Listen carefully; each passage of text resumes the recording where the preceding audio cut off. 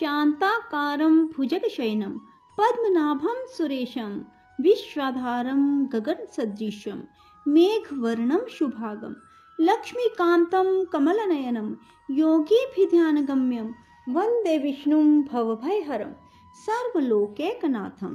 राधे राधे मेरे प्यारे भाइयों बहनों माताओं व बंधुओं, संस्कार की बातें चैनल में आपका स्वागत है।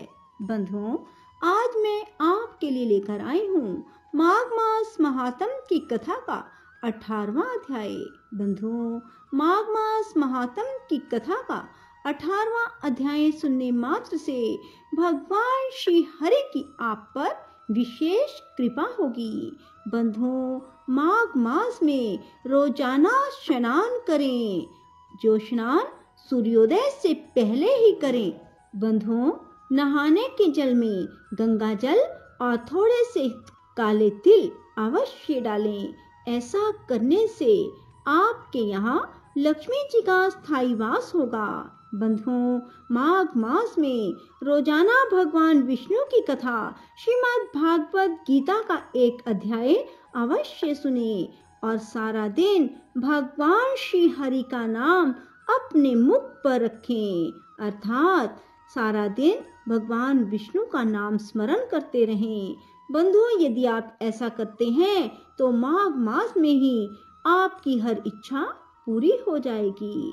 बंधुओं, यदि आपने हमारे चैनल को अब तक सब्सक्राइब नहीं किया तो जरूर करें और बेल आइकन दबाना ना भूलें, ताकि आपको हमारी आने वाली सभी वीडियोस की जानकारी सबसे पहले हो सके।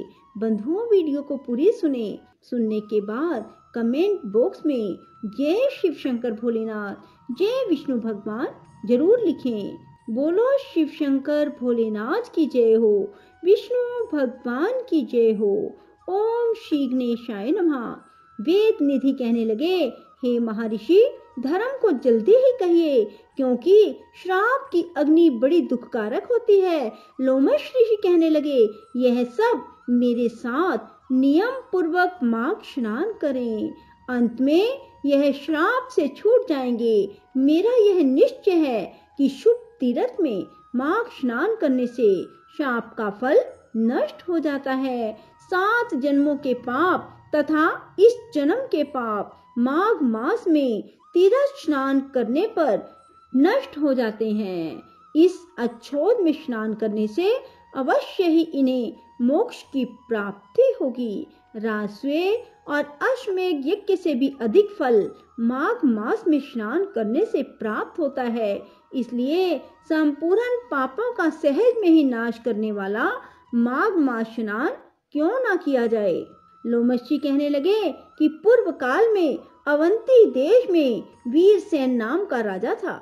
उसने नर्मदा के किनारे राजस्व यज्ञ किया और अश्वमेध यज्ञ भी किए, जिनके खंभे सोने के बनाए गए। ब्राह्मणों को अन्न का बहुत सा दान दिया और बहुत सी गायें, सुंदर वस्त्र और सोने के आभूषण दान में दिए।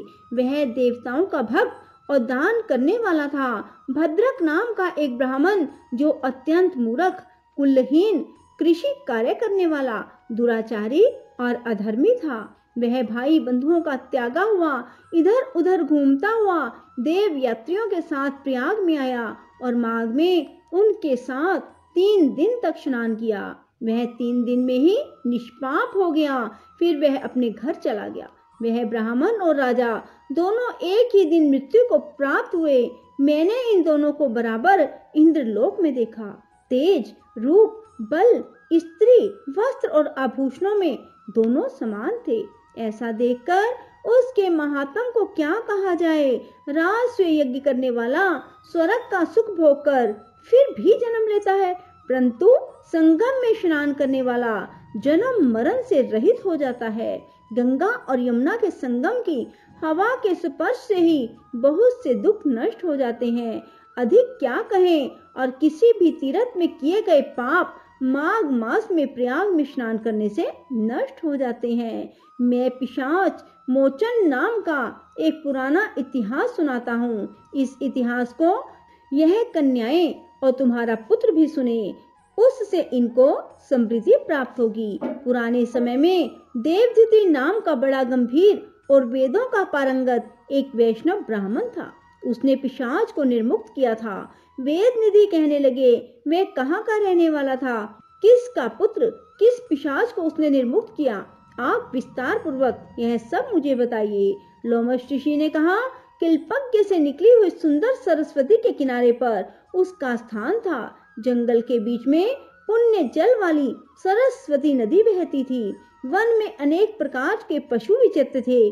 उस ब्राह्मण के श्राप के भय से पवन भी बहुत सुंदर चलती थी और वन चैत्र रथ के समान था। उस जगह धर्मात्मा देवद्युति रहता था। उसके पिता का नाम सुमित्र था और वह लक्ष्मी के वरदान से उत्पन्न हुआ था। वह सदैव आत्मा को स्थिर रखता, गर्मी में अपने नेत्र सूर्य की तरफ रखता, वर्षा में खुली जगह पर तपस्या करता, हेमंत ऋतु में सारस्वत सरोवर में बैठता और त्रिकाल संध्या करता। जितेंद्रिय और सत्यवादी भी था और अपने आप गिरे हुए फल और पत्तियों का भोजन करता था। उसका शरीर सूखकर हड्डियां मात्र रह गई थी। इस प्रकार उसको तप करते हुए वहां पर 1000 वर्ष बीत गए। तप के प्रभाव से उसका शरीर अग्नि के समान प्रज्वलित था। विष्णु की प्रसन्नता से ही वह सब कार्य करता। दधीचि ऋषि के वरदान से ही वह श्रेष्ठ वैष्णव हुआ। एक समय उस ब्राह्मण ने बैसाख महीने की एकादशी को हरि की पूजा कर उनकी सुंदर स्तुति और विनती करी। उनकी स्तुति सुनकर भगवान उसी समय गरुड़ पर चढ़कर उनके पास आए। चतुर्भुज विशाल नेत्र, मेघ जैसा स्वरूप भगवान को स्पष्ट देखकर प्रसन्नता के मारे उसकी आंखों में आंसू भर आए और कृत्य कृत्य होकर उसने भगवान को प्रणाम किया। उसने अपने शरीर को याद ना रखा और भगवान के ध्यान में लीन हो गया। तब भगवान ने कहा, हे देवदूति, मैं जानता हूँ कि तुम मेरे परम भगत हो। मैं तुमसे अति प्रसन्न हूँ, तुम वर मांगो। इस प्रकार भगवान के वचन सुनकर प्रेम के मारे लड़खड़ाती हुई वाणी में कहने लगे कि हे देवाधिदेव, अपनी माया से शरीर धारण करने वाले, आपका दर्शन देवताओं को भी दुर्लभ है। अब आपका दर्शन भी हो गया और मुझको और क्या चाहिए। मैं सदैव आपकी भक्ति में लगा रहूं। भगवान उसके वचन सुनकर कहने लगे, ऐसा ही होगा। तुम्हारे तप में कोई बाधा नहीं पड़ेगी। जो मनुष्य तुम्हारे कहे गए स्तोत्र को पढ़ेगा, उसकी मुझ में अचल भक्ति होगी। उसके धर्म कार्य सांगोपांग होंगे और उनकी ज्ञान में परम निष्ठा होगी। बोलो शिव शंकर भोलेनाथ की जय हो। श्री विष्णु भगवान की जय हो। ओम हरे राम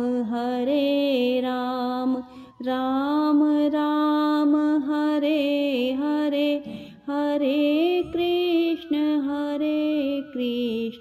कृष्ण कृष्ण हरे हरे। ओम हरे राम राम राम हरे हरे, हरे कृष्ण कृष्ण कृष्ण हरे हरे। ओम हरे राम राम राम हरे हरे, हरे कृष्ण कृष्ण कृष्ण हरे हरे। ओम हरे राम राम राम हरे हरे, हरे कृष्ण कृष्ण कृष्ण हरे हरे। ओम हरे राम राम राम हरे हरे, हरे कृष्ण कृष्ण कृष्ण हरे हरे। ओम हरे राम राम राम हरे हरे, हरे कृष्ण कृष्ण कृष्ण हरे हरे। ओम हरे राम